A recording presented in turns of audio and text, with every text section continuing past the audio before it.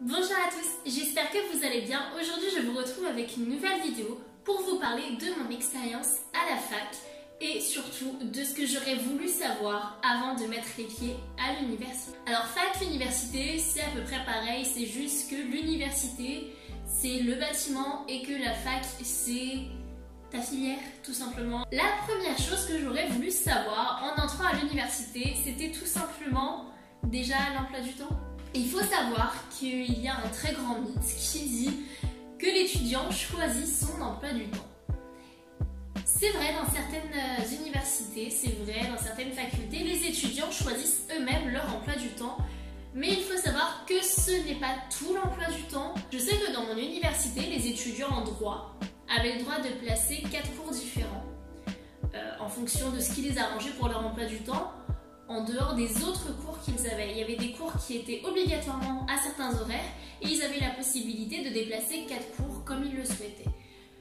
Moi, en LLCE, j'ai pas eu le choix. On m'a donné un emploi du temps et j'ai dû le respecter à la lettre. J'ai pu déplacer aucun cours, j'ai pu choisir aucun cours.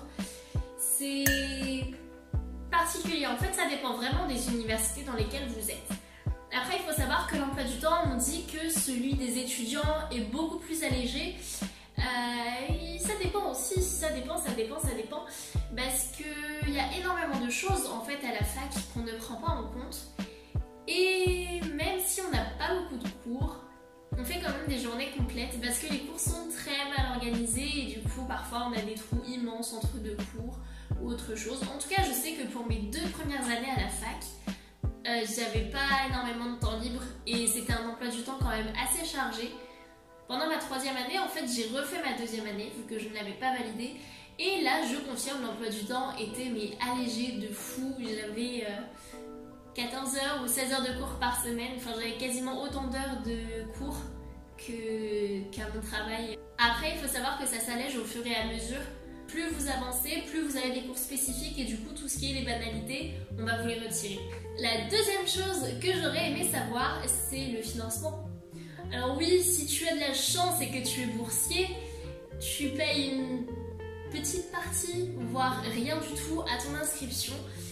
Si tu n'as pas cette chance-ci, par contre, tu payes les frais d'inscription parce que oui, l'université n'est pas gratuite et il faut savoir que même en tant qu'étudiant boursier, en fait, tu as énormément de dépenses à prévoir si tu es un élève plus ou moins modèle ou que ton université ne te laisse pas le choix. Par exemple, moi je sais qu'on avait énormément de livres à acheter. En même temps, quand tu étudies la littérature, tu as obligatoirement des livres à acheter. Mais il faut savoir que ça représentait quand même un très très gros budget comparé à ce qu'on pouvait s'attendre et c'est vraiment pas top parce que ça on ne te le dit pas quand tu t'inscris, on ne te dit pas le montant du livre, le montant de tout ce que tu vas devoir acheter en plus. Du coup c'est des choses que j'aurais bien aimé savoir avant. La 3e petite chose que j'aurais voulu savoir, c'est tout simplement concernant l'ambiance. Avant d'aller à la fac, t'étais au lycée. Et au lycée c'est une classe, on va dire, d'une 30aine d'élèves. Tu connais plus ou moins tous les élèves de ta classe. Tu t'entends avec certaines personnes, tu ne t'entends pas avec d'autres, mais tu les connais en tout cas. Quand tu arrives à la fac, il y a tellement de personnes dans ta classe que tu peux pas te permettre de connaître tout le monde. En fait, c'est un troupeau. On est vraiment considéré comme un troupeau et les 30 élèves de ta classe que tu connaissais, c'est fini. Là, t'es plus sur du 150, 300 personnes. Et encore une fois, ça dépend de ta filière. Il y a des filières où il va y avoir énormément de monde, où il n'y aura même plus assez de place dans les amphis pour suivre le cours.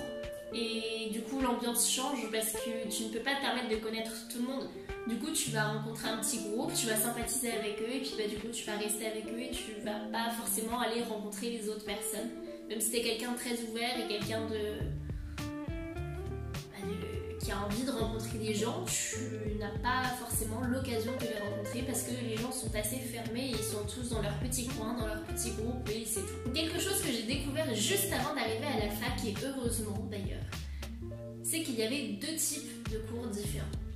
Il y a les travaux dirigés, TD, et les cours magistraux, CM. Les TD, c'était cours de lycée. C'est exactement la même présentation, tu es dans une classe, tu as un professeur en face de toi, vous êtes tous sur des tables, vous notez bêtement ce qu'il dit et voilà. Les CM, c'est les cours que tu vois dans les séries américaines, quand tu es dans l'université, dans les grands amphis et tout ça. Là, c'est compliqué. C'est compliqué parce qu'en fait, c'est pas du tout pareil que ce dont on nous a habitués quand on était à l'école. Là, les CM, en fait, c'est tout le monde est dans une grande salle, le professeur fait son cours, tu suis, tu ne suis pas, ça change rien pour lui. Donc, soit tu arrives à suivre, tu as ton cours et c'est parfait, soit tu n'arrives pas à suivre, tu n'as pas ton cours, et le jour du partiel, eh ben, tu es dans la merde. Voilà. Au départ, ils essaient de s'adapter un petit peu, ils essaient d'expliquer comment ça fonctionne, comment ils vont procéder et tout ça. Mais à un moment, en fait, ils vont pas répéter sans arrêt la phrase que tu n'as pas eue.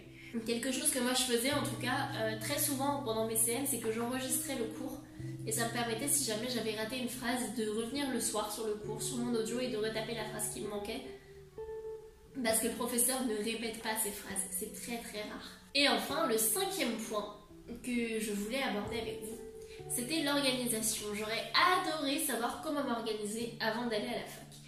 Il faut savoir qu'il y a ton organisation à toi qui est à revoir, puisque du coup ce n'est pas du tout pareil que dans les précédentes écoles. Tu as beaucoup de recherches à faire, tu perds énormément de temps à faire des recherches qui parfois ne te sont pas utiles. Tu dois préparer les cours à l'avance, au final quand tu rentres le soir tu dois refaire tes cours. C'est énormément d'organisation à avoir pour soi, déjà pour commencer.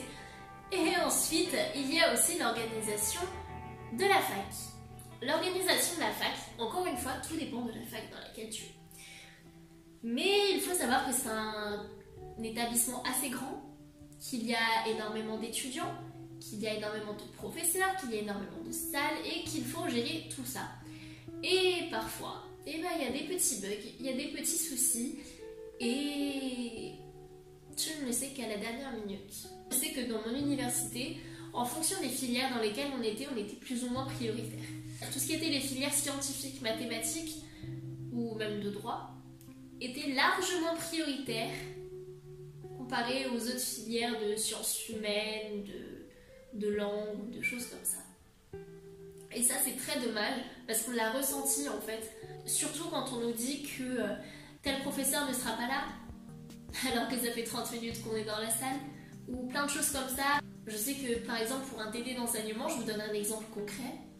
On était 86 élèves et on nous a mis dans une salle avec 60 places assises. Il faut savoir qu'en fait on a le nombre de places assises aussi également sur l'emploi du temps au niveau de la salle pour savoir à peu près combien on peut être. Mais des fois ils ne le prennent pas en compte et du coup on s'est retrouvé à 80 dans une salle pour 60. Niveau sécurité c'est pas ouf et surtout le sol n'était pas très confortable. Donc voilà, c'était les 5 choses que j'aurais absolument voulu savoir avant d'aller à la fac. J'espère vraiment que la vidéo vous a été utile.